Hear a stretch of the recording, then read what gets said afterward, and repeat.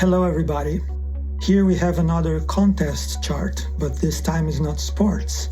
It's about the enacting of a federal law in the United States.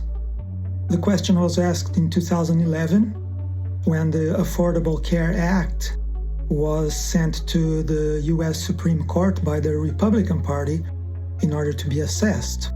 The Republicans wanted to kill the law, and the Democrats wanted it to be upheld, of course. The querent is intensely emotional about the situation. He doesn't like Obama or the Democrats.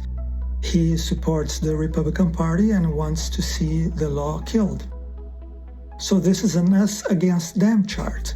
It's a House 1 versus House 7 chart.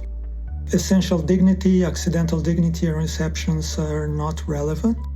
The significator that gets the verdict by aspect wins. The type of aspect is not important, but it can be descriptive, as we will see here. Let's see what the chart shows. The querent and her party are Mars, ruler of the ascendant. Those who want the law upheld are the enemy, Venus, ruler of the 7th house. The Supreme Court is the Sun, ruler of the 10th house.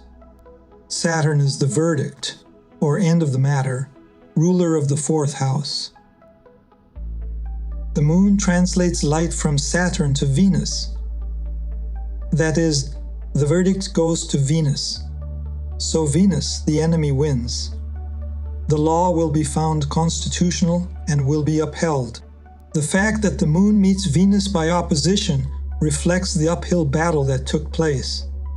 The win could not have been more difficult, and so it proved. The law was found constitutional and was upheld by the Supreme Court.